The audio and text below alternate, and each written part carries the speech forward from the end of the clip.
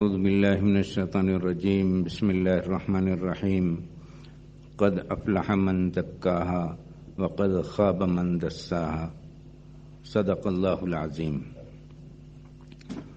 محترم حضرات، اللہ تعالیٰ نے اس آیت کریمہ میں ارشاد فرمایا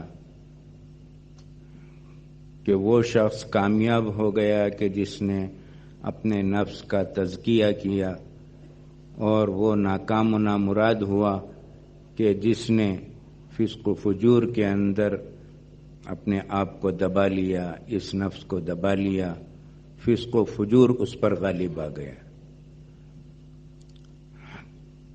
تو نفس کا تزکیہ جب انسان شروع کرتا ہے، اپنے شیخ کی ہدایات کے مطابق کام کرتا ہے، تو وہ نفس جو ابتداءً نفس امارہ ہوتا ہے، جو برائیوں کا حکم دینے والا ہوتا ہے، برائی کی طرف لے جانے والا ہوتا ہے، جب محنت کرتے کرتے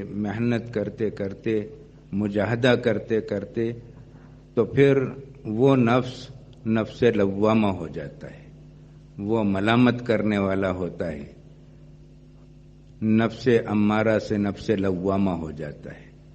مطلب یہ ہے کہ اگر بتقاضائے بشریت کوئی برائی سرزد ہو جائے تو نفس پھر ملامت کرتا ہے کہ ایسا نہیں کرنا چاہیے۔ پھر جب مجاہدہ کرتا ہے تو پھر وہ نفس مطمئنہ ہو جاتا ہے۔ قیامت میں جب نیک بندوں کو پکارا جائے گا تو کہا جائے گا یا ایتھا النفس المطمئنہ ارجعی الی ربک راضیۃ مرضیہ فادخلی فی عبادی وادخلی جنتی۔ جب وہ نفس مطمئنہ ہو جاتا ہے، اس نفس کے مطمئنہ ہونے کے لیے اور اس کو نفس امارہ سے لوامہ اور لوامہ سے مطمئنہ کی طرف آنے کے لیے بہت سی چیزیں مفید اور کارگر ہوتی ہیں۔ ان میں سے ایک چیز تہجد کا ادا کرنا ہے۔ قرآن کریم میں ہے ان ناشئۃ اللیل ہی اشد وطئا واقوم قیلا، کہ تہجد کا ادا کرنا، راتوں کو اٹھنا اور اللہ کے سامنے گڑ گڑانا، یہ نفس کو کچلنے میں بہت زیادہ مفید و کارگر ہے۔ ان ناشئۃ اللیل ہی اشد وطئا، نفس کو کچلنے میں بہت زیادہ مؤثر ہے۔ نفس کچلتا ہے، اور جب نفس کچلا جاتا ہے تو پھر روحانیت بیدار ہوتی ہے، پھر دل منور ہوتا ہے، دل کے اندر جو میل کچیل ہے وہ دور ہوتا ہے۔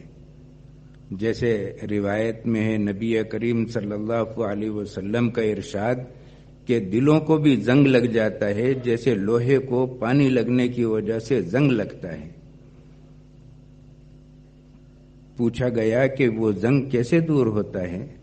فرمایا قرآن کریم کی تلاوت سے۔ تو قرآن کریم کی تلاوت بہت زیادہ مفید ہے، نفس کے زنگ کو دور کرنے کے لیے، دل کے زنگ کو دور کرنے کے لیے بہت زیادہ مفید ہے۔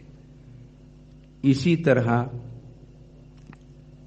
جب اپنے شیخ کے سامنے ان کی ہدایات کے مطابق کام کیا جائے تو بہت زیادہ مفید ہوتا ہے، اور پھر اس سلوک کی راہیں طے ہوتی ہیں۔ حضرت شیخ الحدیث مولانا زکریا صاحب رحمۃ اللہ علیہ نے آپ بیتی کے اندر یہ واقعہ ارشاد فرمایا کہ میں اپنے کتب خانے میں بیٹھا ہوا تھا، حضرت مولانا حبیب الرحمن احرار صاحب رحمۃ اللہ علیہ تشریف لائے، وہ ان کے بڑوں میں مانے جاتے تھے۔ تو مولانا حبیب الرحمن احرار صاحب نے پوچھا کہ زکریا، یہ تصوف کیا بلا ہے؟ ابھی میں سفر میں جا رہا ہوں، جب میں واپس آؤں گا تو اس کا جواب لے لوں گا کہ کیا ہے یہ تصوف۔ تو حضرت شیخ رحمۃ اللہ علیہ نے فرمایا کہ ابھی ہی سنتے جائیے مختصر سی بات۔ کہ اس کی ابتدا تصحیح نیت ہے اور اس کی انتہا ان تعبد اللہ کأنک تراہ فإن لم تکن تراہ فإنہ یراک ہے۔ تو ابتدا تصحیح نیت سے ہے۔ اپنی نیت کی طرف بہت توجہ کرنا چاہیے، بقول امام غزالی رحمۃ اللہ علیہ کے کہ ہر کام کی ابتدا میں اپنی نیت درست ہونا چاہیے کہ کس وجہ سے یہ کام کر رہا ہے۔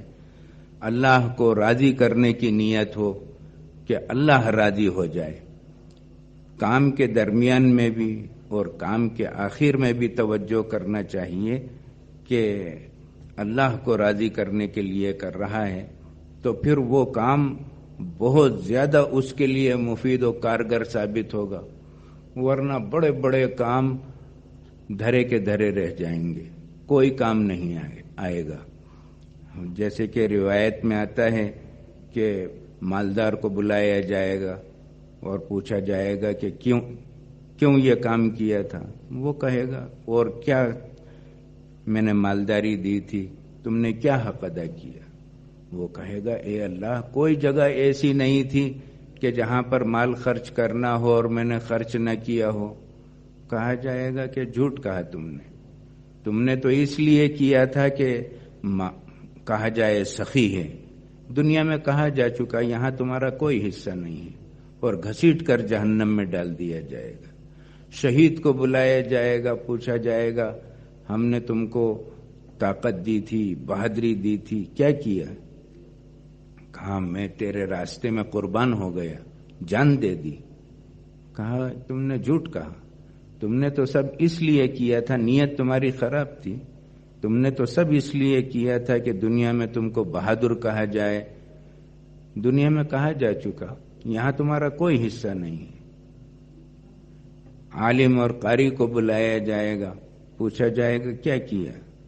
کہا اے اللہ جہاں پر بھی موقع ہوا میں نے تیری بات کو بلند کیا، باتیں بتائیں، دین کی باتیں بتائیں۔ کہا جائے گا جھوٹ کہا، تو نے تو اس لیے کیا تھا کہ عالم کہا جائے، دنیا میں کہا جا چکا، یہاں تیرا کوئی حصہ نہیں ہے۔ تو اپنی نیت درست کرنا چاہیے، ہر کام سے پہلے اپنی نیت کی طرف توجہ کرنا چاہیے کہ اللہ کو راضی کرنے کے لیے میں یہ کام کر رہا ہوں، تو پھر وہ کام اللہ کے قرب کا ذریعہ بنے گا، اور پھر وہ نفس دھیرے دھیرے دھیرے دھیرے اصلاح پذیر ہوگا۔ مجاہدہ شرط ہے، اس دل کی بنجر زمین کو لہلہاتی ہوئی بنانے کے لیے مجاہدہ شرط ہے۔ جب تک مجاہدہ نہ کیا جائے گا وہ اللہ تک رسائی ہو نہیں سکتی۔ عیش پرورد تنعم نہ برد راہ بدوست، عاشقی شیوائے رندان بلا کش باشد۔ جو عیش پرست ہو اور اللہ و رسول کی باتوں کے ماننے کے اندر عیش حائل ہو جاتا ہو تو وہ اللہ تک اس کی رسائی نہیں ہو سکتی۔ اللہ تک رسائی کے لیے ضروری ہے کہ وہ مجاہدانہ زندگی گزار رہا ہو، جس وقت جو حکم ہے پوری توجہ سے اور تندہی سے محنت کے ساتھ اللہ کے احکامات کو پورا کر رہا ہو تو کہا جائے گا کہ ہاں یہ صحیح راہ پر چل رہا ہے اور اللہ تک اس کی رسائی ہوگی، یقیناً رسائی ہوگی۔ تو اس نفس کو کچلنا ضروری ہے۔ ڈاکٹر عبدالحی صاحب رحمۃ اللہ علیہ فرماتے ہیں کہ یہ نفس انسان کو نیکی کی طرف لے جانے سے روکتا ہے، تو تم بھی اس کو بہلاؤ اور بہلا کر اس سے نیک کام کراؤ۔ تہجد میں اٹھنے سے مانے ہوتا ہے تو بیٹھ جاؤ کہ چلو بھائی اگر تہجد ابھی نہیں پڑھنا ہے کم سے کم بیٹھ کر دعا ہی کر لیں۔ پھر جب وہ بیٹھنے پر راضی ہو جائے تو کہا وضو ہی کر لو، ایسے بیٹھے بیٹھے کیا فائدہ، وضو ہی کر لو۔ پھر وضو جب کر لے تو کہے بھائی جب اللہ نے موقع دیا ہے تو 2 رکعت ہی پڑھ لو، پھر 2 اور 4 رکعت 6 رکعت پڑھ کر 8 رکعت پڑھ کر نفس کو بہلاتے رہو اور بہلا بہلا کر اس سے کام نکالو، تو پھر وہ دھیرے دھیرے دھیرے دھیرے نیکیوں کا عادی ہوتا چلا جائے گا۔ جب وہ نیکیوں کا عادی ہونے لگے گا تو پھر وہ نفس امارہ سے لوامہ ہو جائے گا، اور زیادہ بہلاؤ گے اور زیادہ اس سے کام لوگے تو نفس مطمئنہ ہو جائے گا۔ یہ اس طرح ہوتا ہے کہ راتوں کو اٹھا جائے، نمازوں کی پابندی کی جائے، تکبیر اولیٰ کی پابندی کی جائے، اور خوب ذکر کے اندر اپنا دل لگایا جائے، اور دل پر ضرب لگائی جائے، اللہ کی لا الہ الا اللہ کی ضرب لگائی جائے، الا اللہ کی ضرب لگائی جائے، اللہ اللہ کی ضرب لگائی جائے، تو پھر دل میں جلا پیدا ہو جاتا ہے، نورانی ہو جاتا ہے۔ ایک مرتبہ حرم میں شیخ محب الدین رحمۃ اللہ علیہ تشریف فرما تھے، مولانا ظفر احمد عثمانی رحمۃ اللہ علیہ بھی وہاں پر تھے، اور مولانا محب الدین صاحب رحمۃ اللہ علیہ سر جھکائے ہوئے بیٹھے تھے۔ اچانک سر اٹھا کر فرمانے لگے، کیا ہوا؟ حرم ایک دم روشن ہو گیا۔ کیا بات ہوئی؟ حرم ایک دم روشن ہو گیا کہ اتنے میں سامنے سے حضرت مولانا خلیل احمد سہارنپوری رحمۃ اللہ علیہ گزرے۔ فرمایا میں یہی تو کہوں کہ حرم کس وجہ سے ایک دم اتنا اور زیادہ نورانی ہو گیا اور انوارات برسنے لگے، یہ ان کی وجہ سے۔ مولانا خلیل احمد سہارنپوری رحمۃ اللہ علیہ کی طرف سے مزید انوارات کی بارش ہو گئی۔ تو ایسے حضرات دل منور ہو جاتا ہے، لیکن یہ دل منور ہوتا ہے بہت مجاہدے کے بعد۔ جب مجاہدہ کرتا رہتا ہے، مجاہدہ کرتا رہتا ہے، راتوں کو جاگتا ہے، تو پھر جا کر دل کے اندر وہ کیفیت ہوتی ہے۔ جتنے بھی بڑے بڑے حضرات بلندیوں تک پہنچے، عطار ہو، رومی ہو، رازی ہو، غزالی ہو، کچھ ہاتھ نہیں آتا بے آہ سحرگاہی، یہ اتنے بڑے بڑے حضرات اتنی بلندیوں پر پہنچے، وہ آہ سحرگاہی کی وجہ سے پہنچے ہیں، راتوں کو اٹھ کر رونے کی وجہ سے پہنچے ہیں۔ حضرت شیخ الحدیث مولانا زکریا صاحب رحمۃ اللہ علیہ فرماتے ہیں کہ میں نے اپنے چچا جان رحمۃ اللہ علیہ کو دیکھا کہ رات کو اٹھ کر اس طرح تڑپ کر رویا کرتے تھے جیسے کوئی استاد چھوٹے بچے کو لکڑی سے پیٹ رہا ہو اور وہ بلک بلک کر رو رہا ہو۔ میں نے اس طرح ان کو راتوں کو روتے ہوئے دیکھا۔ مولانا الیاس صاحب رحمۃ اللہ علیہ کے بارے میں حضرت مولانا ابو الحسن علی ندوی رحمۃ اللہ علیہ نے حیات الصحابہ کے مقدمہ میں لکھا ہے، کان یتململ تململ السلیم ویبکی بکاء الحزین، ایسے تڑپ کر روتے تھے جیسے سانپ نے ڈس لیا ہو، اور تڑپتے تھے، بے قرار بے چین ہوتے تھے امت کے غم میں۔ تو راتوں کا اٹھنا اور رونا اللہ کے سامنے وہ نفس کے میل کچیل کو دور کرتا ہے، دل کی گندگی کو دور کرتا ہے، اور انسان صاف ہوتا رہتا ہے۔ لیکن کتنا ہی انسان بلندی تک پہنچ جائے، نفس کے مکر و فریب سے کبھی غافل نہیں ہونا چاہیے۔ علماء لکھتے ہیں کہ اس نفس کی مثال سانپ کی طرح ہے کہ سانپ کو اگر بہت زیادہ ٹھنڈک لگ جائے تو ٹھٹر جاتا ہے، لکڑی کی طرح ہو جاتا ہے، جیسے وہ کسی کو ڈس ہی نہیں سکتا۔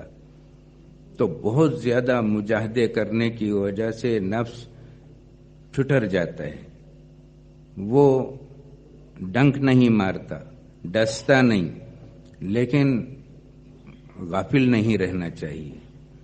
اگر اس سانپ کو گرمی لگے اور پھر گرمی کا ماحول پیدا ہو جائے، یعنی نفس کے آس پاس برائیوں کا ماحول پیدا ہو جائے اور برائیوں کی حرارت پیدا ہو، جیسے سانپ کے آس پاس حرارت کا ماحول پیدا ہو جائے، تو پھر وہ دھیرے دھیرے چلنا شروع کر دیتا ہے اور اس میں ڈسنے کی صلاحیت پیدا ہو جاتی ہے اور وہ انسان کو ڈس لیتا ہے۔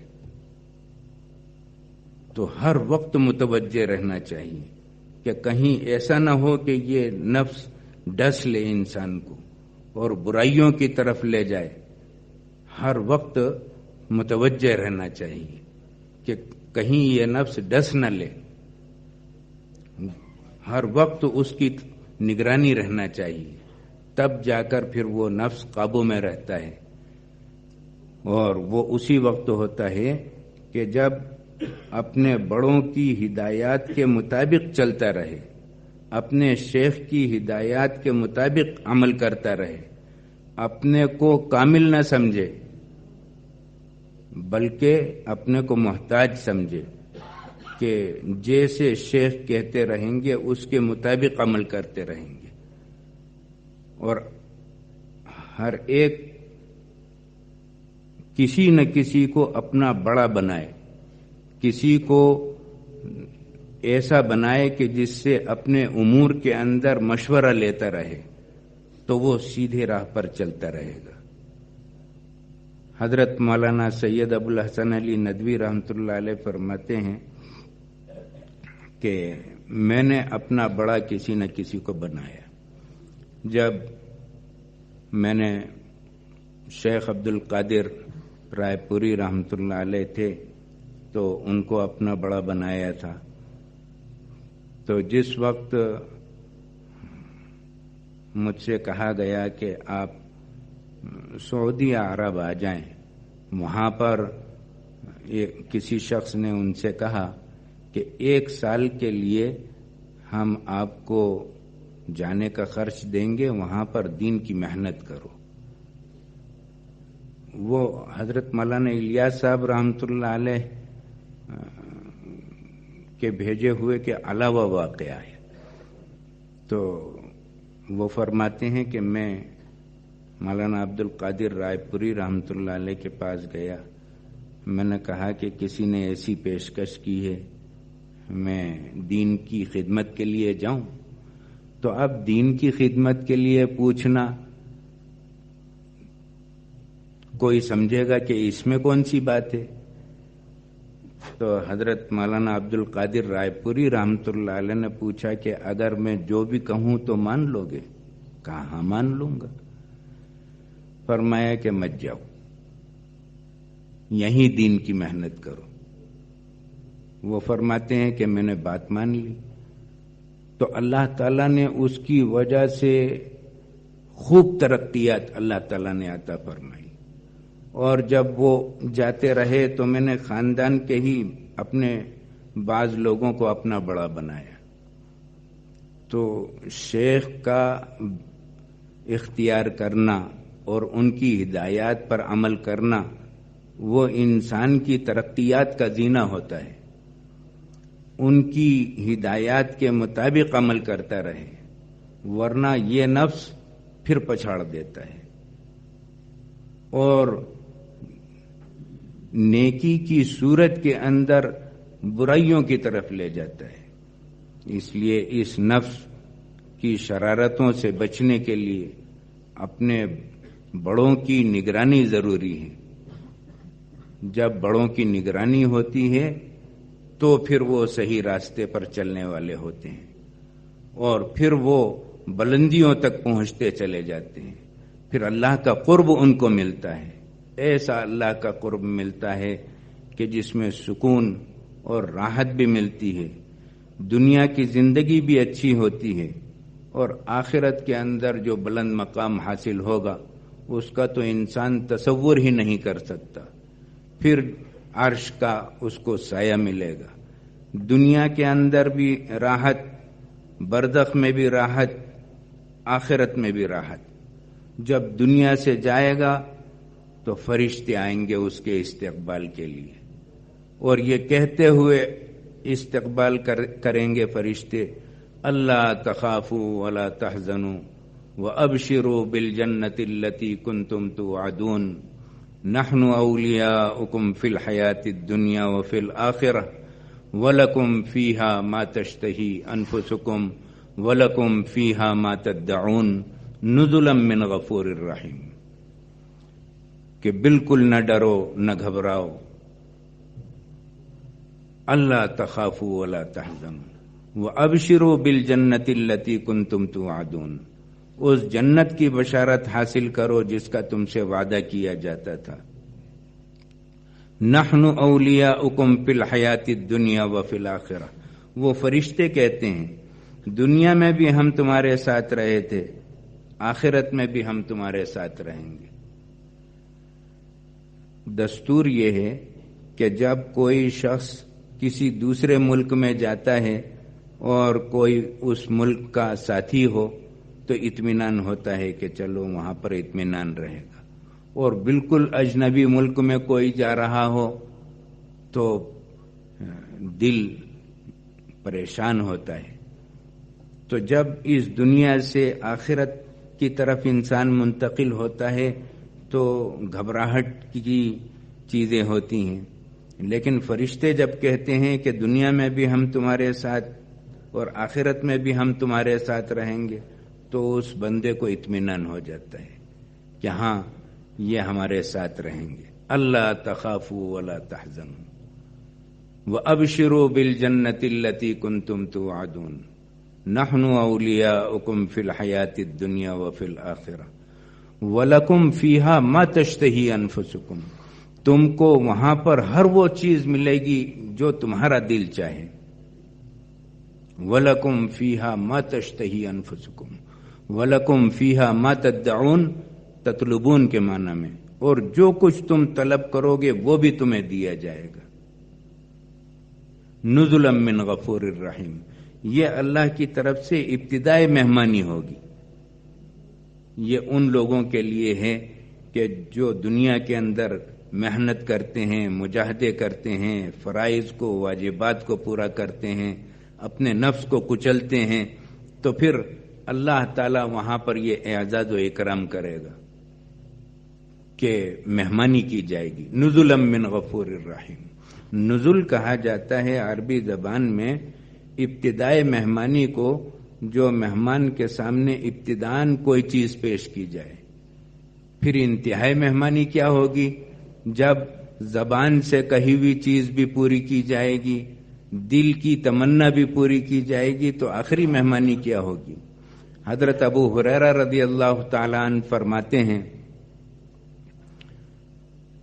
اعددت لعبادی الصالحین ما لا عین رأت ولا اذن سمعت ولا خطر على قلب بشر وقرؤوا ان شئتم فلا تعلم نفس ما اخفی لهم من قرۃ اعین جزاء بما كانوا يعملون، میں نے اپنے نیک لوگوں کی آنکھوں کی ٹھنڈک کے لیے جو کچھ چھپا کر رکھا ہے، نہ کسی آنکھ نے دیکھا ہے، نہ کسی کان نے سنا ہے، نہ کسی کے دل پر اس کا خطرہ گزرا ہے۔ اگر چاہو تو قرآن کریم کی یہ آیت پڑھ لو، فلا تعلم نفس ما اخفی لهم من قرۃ اعین جزاء بما كانوا يعملون، کہ نیک لوگوں کی آنکھوں کی ٹھنڈک کے لیے جو کچھ چھپا کر رکھا ہے کوئی نہیں جانتا کہ کیا چھپا کر رکھا ہے، تو وہ آخرت میں ملے گا۔ یہ دنیا مختصر سی دنیا ہے، اس میں اللہ تعالی نے جو اوقات ہمیں دیے ہیں یہ ہیرے جواہرات اس سے بڑھ کر ہیں۔ ایک ایک سیکنڈ، ایک ایک منٹ، اور منٹ سے مل کر بننے والے یہ گھنٹے بہت زیادہ ہیرے جواہرات ہیں، اور یہاں پر تجارت ہو رہی ہے، تاجر بنایا گیا ہے، آخرت کا تاجر بنایا گیا ہے کہ ان اوقات کو دے کر کیا چیز خریدی جا رہی ہے۔ اگر ان اوقات کے ذریعے سے اللہ کی رضا لی جا رہی ہے، حضور اکرم صلی اللہ علیہ وسلم کا قرب لیا جا رہا ہے، اور آخرت کی نعمتوں کو لیا جا رہا ہے، جنت کو لیا جا رہا ہے، تو ان اوقات کو واقعتاً اس نے بہت قیمتی بنایا کہ اس نے ان اوقات کے ذریعے سے جنت خرید لی، اور اگر ان اوقات کو ضائع کر دیا تو آخرت میں کچھ بھی نہیں ملے گا۔ یہی بہت بڑی تجارت ہے۔ بندے کو یہ اوقات دیے گئے ہیں کہ وہ صحیح طور پر اس کو لگائے۔ طالب علم کے مجاہدے کے اندر لگائے گا تو وہ اس کے لیے جہاد کے برابر درجہ ہے۔ وہ زیادہ سے زیادہ اپنے کو محنت میں لگائے، طالب علم محنت کے اندر لگائے۔ حضرت شیخ الحدیث مولانا زکریا صاحب رحمۃ اللہ علیہ فرماتے ہیں کہ ایک مرتبہ یہ خیال پیدا ہوا کہ خوب نوافل پڑھوں، اور مغرب کے بعد بجائے پڑھنے کے نوافل میں مشغول ہو گیا۔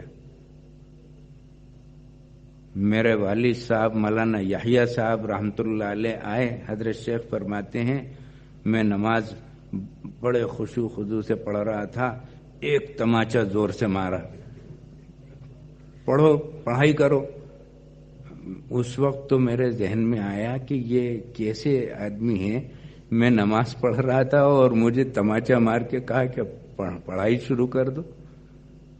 لیکن پھر بعد میں معلوم ہوا کہ واقعتاً وہ میرے خیر خواہ تھے اور پڑھائی کی طرف مجھے اس وقت متوجہ کیا۔ شیطان نیکی کی صورت کے اندر متوجہ کرتا ہے کم درجے کی چیز کی طرف،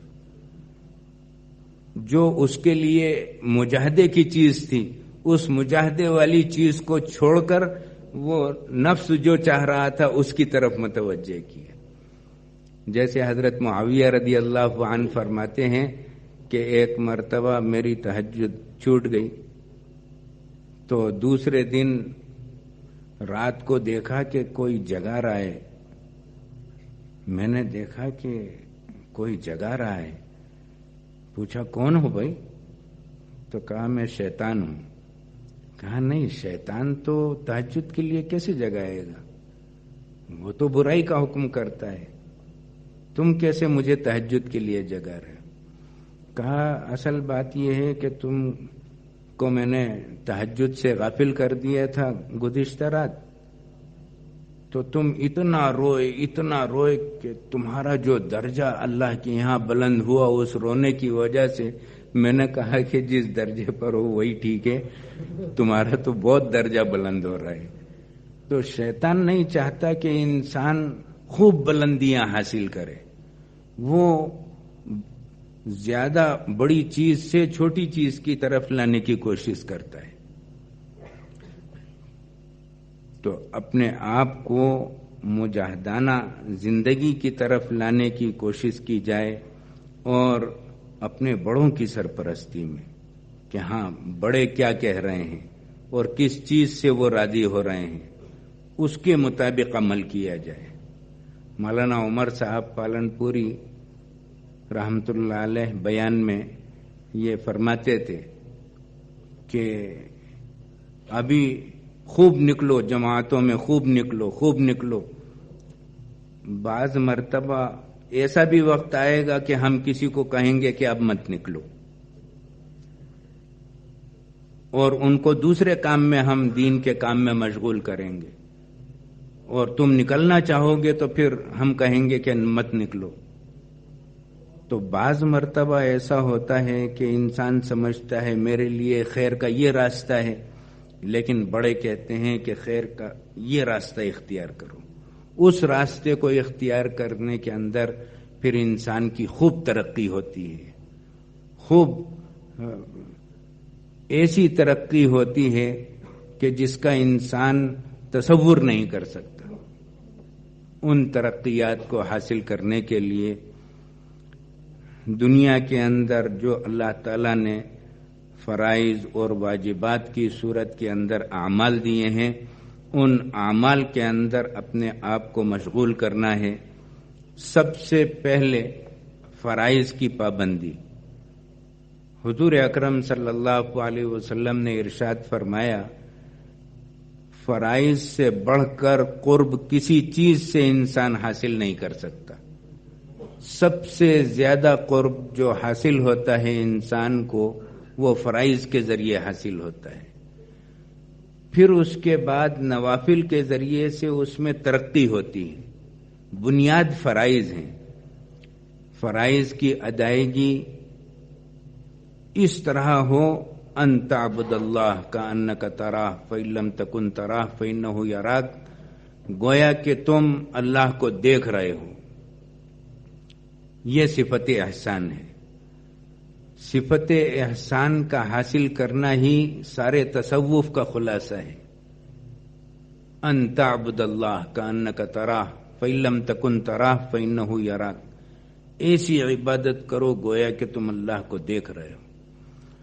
ڈاکٹر عبدالحی عارفی رحمۃ اللہ علیہ فرماتے ہیں، انہوں نے مفتی تقی صاحب دامت برکاتہم سے بالکل ابتداءً پوچھا کہ مفتی صاحب آپ کیا سمجھتے ہیں ان تعبد اللہ کأنک تراہ سے؟ تو اس وقت فارغ ہی ہوئے تھے. تو مفتی تقی صاحب فرماتے ہیں کہ میں نے کہا کہ ایسی نماز پڑھنا آ جائے جیسے کہ اللہ کو دیکھ رہے ہیں، اور اگر یہ مقام حاصل نہ ہو تو کم سے کم یہ کہ اللہ مجھے دیکھ رہا ہے. تو ڈاکٹر عبدالحی صاحب نے فرمایا، روایت میں تو کہیں نماز کا ذکر نہیں ہے، اس میں تو ان تعبد اللہ فرمایا گیا ہے، اور مومن کا ہر کام عبادت ہے. تو ہر کام کے اندر استحضار ہونا چاہیے کہ اللہ مجھے دیکھ رہا ہے، چاہے وہ نماز کی حالت ہو یا نماز کے علاوہ کی حالت ہو. ان تعبد اللہ کأنک تراہ فإن لم تکن تراہ فإنہ یراک. اگر کوئی تاجر ہے تو تجارت میں اللہ مجھے دیکھ رہا ہے. جو جس مشغلے کے اندر مشغول ہو ان تعبد اللہ کأنک تراہ والی کیفیت ہونا چاہیے. حضرت عمر رضی اللہ تعالیٰ عنہ ایک مرتبہ جنگل کی طرف تشریف لے گئے. وہاں پر ایک چرواہے کو دیکھا تو اس چرواہے سے کہا کہ کچھ پیاس لگ رہی ہے. امتحان کے طور پر اس سے معلوم کیا، پیاس لگ رہی ہے، کچھ دودھ دے دو. اس چرواہے نے کہا کہ بکریاں میری نہیں ہیں. کہا اچھا ایسا کریں کہ میں پیسے دیتا ہوں اور ایک بکری مجھے دے دو، میں دودھ پیوں گا، تم کو بھی پلاؤں گا. ذبح کرنے کے بعد میں بھی اس کا گوشت استعمال کروں گا، تم بھی کرنا. پیسے تمہارے پاس ہوں گے بطور امتحان کے. فرمایا مالک کہے کہ بکری کہاں گئی تو کہنا بیڑیا کھا گئے. تو اس شخص چرواہے نے کہا فأین اللہ، اللہ کہاں گیا؟ اللہ تو دیکھ رہا ہے. تو حضرت عمر رضی اللہ تعالیٰ عنہ بعد میں کبھی کبھی اس واقعے کو یاد کرتے تھے کہ کیا حال تھا اس چرواہے کا کہ جنگل میں رہتے ہوئے بھی اللہ پیش نظر ہے. وہ کہتا تھا فأین اللہ، اللہ کہاں گیا؟ اللہ تو دیکھ رہا ہے. یہ صفت احسان ہے کہ اللہ تعالی ہر وقت پیش نظر ہو، کوئی کام اللہ کی مرضی کے خلاف نہ ہو. تو پھر کہا جائے گا کہ واقعتاً یہ اس صحیح لائن پر چل رہا ہے، مجاہدے والی لائن پر چل رہا ہے. پھر وہ نفس اس کا نفس مطمئنہ ہوگا، اور جب نفس مطمئنہ ہوگا وہ نیکیوں کی طرف لے جائے گا، بھلائیوں کی طرف لے جائے گا، برائیوں سے روکنے کا ذریعہ بنے گا. اور پھر دنیا کے اندر رہتے ہوئے انسان صحیح طریقے پر ہوگا، برائیوں سے رکنے والا ہوگا، دوسروں کو بھلائیوں کا حکم کرنے والا ہوگا. اور جو اس امت کا امتیازی نشان ہے کہ حکم بھلائیوں کا حکم کرنے والی یہ امت ہے، برائیوں سے روکنے والی ہے، وہ واقعتاً پھر اس لائن پر چلنے والا ہوگا جیسے کہ صحابہ کرام نے اپنی زندگی گزاری ہے. بھلائیوں پر بھلائیوں کا حکم کرنے والے تھے، برائیوں سے روکنے والے تھے، اور پوری دنیا میں اسلام کا جھنڈا لے کر پھرنے والے تھے اور اسلام کو بلند کیا۔ تو صرف اپنے مقام پر رہتے ہوئے ہی نیکیاں کرنے والے نہیں، بلکہ پوری دنیا میں اسلام کو اور اسلامی تعلیمات کو لے کر صحابہ کرام گھومے ہیں اور اسلام کا جھنڈا بلند کیا۔ دنیا کا کون سا علاقہ ایسا ہے کہ جہاں پر صحابہ و تابعین نہیں گئے؟ عباسی خلیفہ واثق باللہ نے ایک جماعت تیار کی اور اس میں ہر قسم کے لوگ شامل کیے اس قافلے میں، اور ایک سمت مقرر کی کہ اس سمت میں چلتے چلے جاؤ، جہاں پر اسلام کے جاننے والے نہ ہوں تو وہاں پر لوگوں کو اسلام کی حقیقت بتلاؤ اور اسلام پھیلتا چلا جائے۔ تم اس سمت میں دنیا کے آخر تک چلے جاؤ۔ وہ قافلہ چلا اور چلتے چلتے چلتے چلتے بالکل آخری دنیا کا آخر جب معلوم ہوا کہ اچھا یہ دنیا کا آخری حصہ آ گیا، ہم یہاں آئے ہیں، ان پہاڑیوں کے درمیان میں جو آبادی ہوگی اسلام ہم پھیلائیں گے۔ ایک بستی میں گئے، پوچھا کہ تم کون لوگ ہو؟ کہا کہ ہم مسلمان ہیں۔ بہت حیران ہوئے کہ ہم تو شاہی تمام سہولتوں کے ساتھ آ رہے تھے، پھر بھی ہمیں بڑی مشقت محسوس ہوئی، یہاں پر کون اتنی مشقت برداشت کر کے آیا؟ تو ایک قبر کی طرف اشارہ کر کے بتلایا کہ یہاں پر فلاں تابعی آئے تھے اور انہوں نے ہمیں اسلام کے بارے میں بتلایا، ہم سب مسلمان ہو گئے۔ دنیا کے بالکل آخری حصے میں انہوں نے اسلام پہنچایا۔ اس وقت عبد الرحمن ابن سمرہ رضی اللہ تعالیٰ عنہ جزیرۃ العرب سے چلے، کابل میں صلاۃ الخوف پڑھی انہوں نے اپنے ساتھیوں کے ساتھ۔ عبد الرحمن ابن سمرہ رضی اللہ عنہ نے کیسے اس وقت سفر کیا ہوگا، کس حال میں پہنچے ہوں گے، کیسے پہنچے ہوں گے، اسلام پہنچایا انہوں نے۔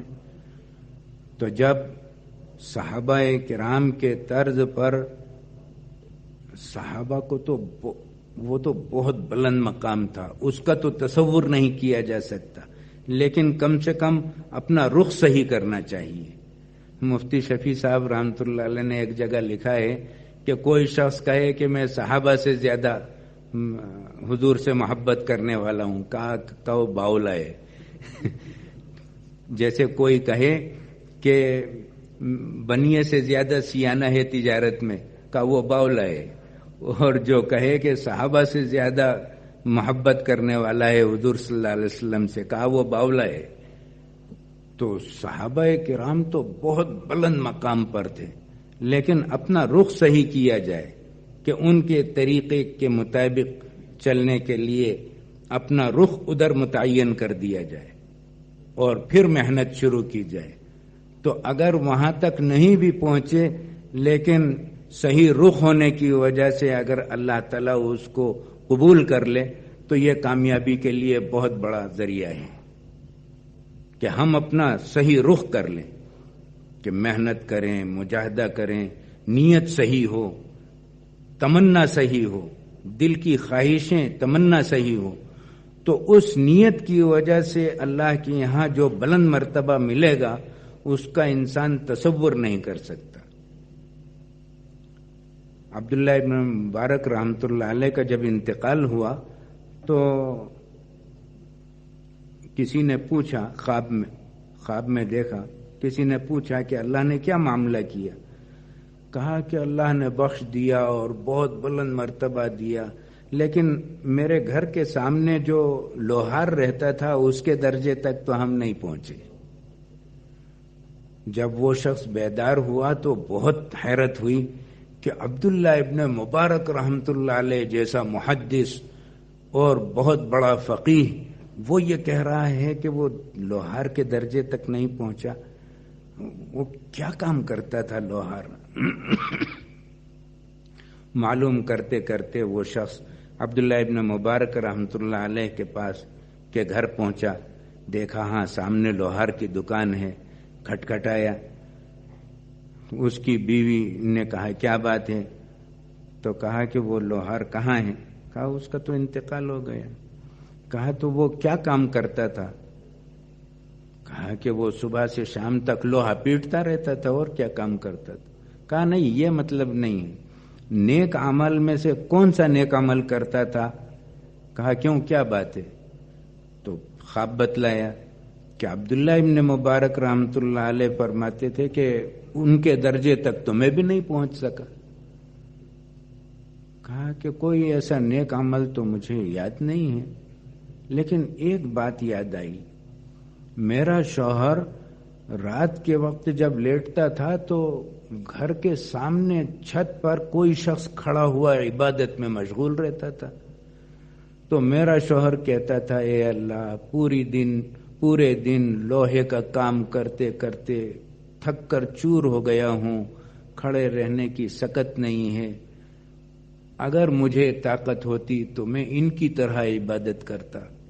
وہ عبداللہ ابن مبارک رحمۃ اللہ علیہ کھڑے کھڑے عبادت کرتے رہتے تھے، اگر ہمت طاقت ہوتی تو ان کی طرح میں عبادت کرتا۔ اس کی اس تمنا نے ان کو اتنے بلند مرتبے تک پہنچا دیا کہ عبداللہ ابن مبارک رحمۃ اللہ علیہ فرماتے ہیں کہ اللہ نے بخش دیا، بہت بڑا مرتبہ دیا، لیکن اس لوہار کے درجے تک تو ہم بھی نہیں پہنچ سکے۔ تو اپنی تمناؤں کو بہتر بنایا جائے، اپنی خواہشات کو بہتر بنایا جائے، رخ صحیح کیا جائے، اور پھر محنت اور مجاہدہ کیا جائے، تو اگر وہاں تک نہیں بھی پہنچے تو اللہ تعالیٰ اس سے بہتر عطا فرما دیں گے، اس لیے کہ انسان کے جذبات کو اللہ تعالیٰ دیکھتے ہیں، اللہ تعالیٰ انسان کے دل کی طرف نظر کرتے ہیں، اس کے عمل کو نہیں دیکھتے۔ یہی مطلب ہے اس روایت کا کہ اللہ تعالیٰ تمہارے اعمال کی طرف نہیں دیکھتا، تمہارے دل کی طرف دیکھتا ہے، کیا جذبات ہیں، کیا تمنائیں ہیں۔ اللہ تعالیٰ اس کے مطابق ہمیں عمل کرنے کی توفیق عطا فرمائے کہ ہم فرائض کا، واجبات کا پورا اہتمام کرنے والے ہوں، اور راتوں کو بیدار رہنے والے ہوں، کہ رات کو کچھ نہ کچھ عبادت کے لیے وقت مقرر کریں۔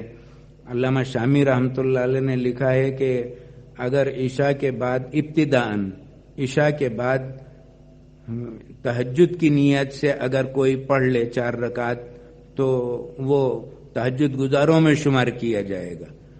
تو بہتر تو وہی ہے کہ رات کے آخری حصے میں اٹھ کر کچھ رکعت پڑھی جائیں اور حضور اکرم صلی اللہ علیہ وسلم کا اتباع کیا جائے، لیکن ابتداءً اگر نہ بھی ہو سکے اور عشاء کے بعد پڑھ لیا جائے تو فرائض کے اہتمام کے ساتھ راتوں کو اٹھا جائے اور اپنے بڑوں کی رہنمائی کے اندر زندگی گزاری جائے، اور ذکر کا اہتمام کیا جائے، تلاوت کا اہتمام کیا جائے، تو اللہ کی ذات سے امید ہے کہ اللہ کی رضامندی حاصل ہوگی، دل منور ہوگا اور کامیاب زندگی ہوگی، اور آخرت میں انشاءاللہ عرش کا سایہ نصیب ہوگا، اور حضور اکرم صلی اللہ علیہ وسلم کی شفاعت مقدر انشاءاللہ ہوگی۔ اللہ تعالی ہمیں صحیح زندگی گزارنے کی توفیق عطا فرمائے۔ وآخر دعوانا الحمدللہ۔ اشراق کا وقت ہو گیا ہے۔ 2 رکعات جو ترمذی کی روایت میں ہے کہ جو 2 رکعات پڑھتا ہے تو حج عمرے کا مکمل ثواب دیا جاتا ہے، اور اس کے بعد جو 2 رکعات ادا کرے تو اللہ تعالیٰ پورے دن کے کاموں کے کفیل ہوتے ہیں۔